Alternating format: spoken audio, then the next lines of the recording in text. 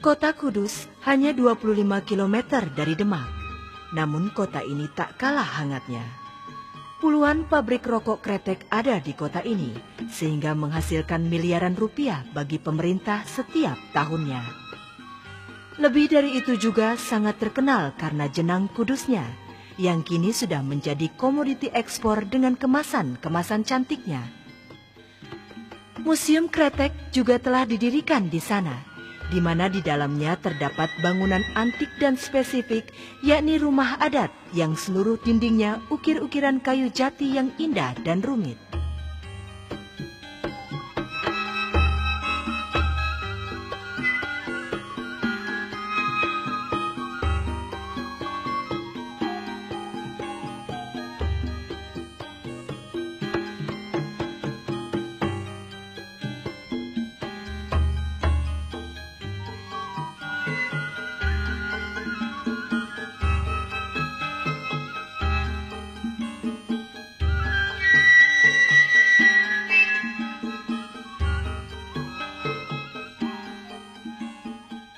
Masjidnya yang terkenal disebut Al-Masjidil Aqsa, yang menaranya sudah dibangun 400 tahun lalu dengan gaya arsitektur Hindu.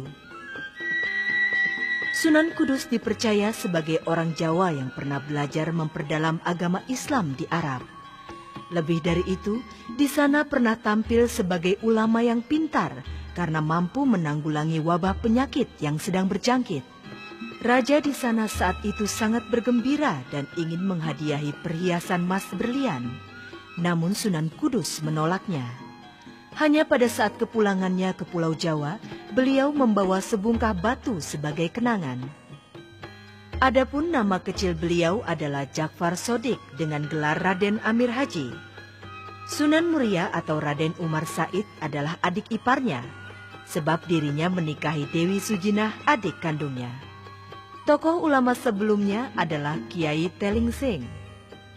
Dan karena usianya yang sudah lanjut, maka dicarilah tokoh penggantinya. Dan beliaulah akhirnya ditunjuk sebagai pewaris wilayah Kudus dan sekitarnya.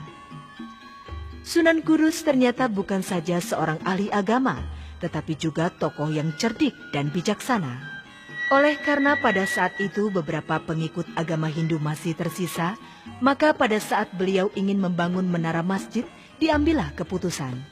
Beliau tidak mau membangun menara seperti yang ada di Arab, sebab dikhawatirkan akan menyinggung atau menyakiti hati orang-orang penganut Hindu.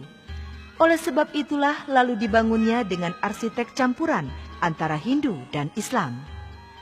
Sebagai ulama besar, beliau mempunyai murid, pengikut dan penganut yang banyak, juga menghasilkan tokoh-tokoh agama ke masa-masa berikutnya.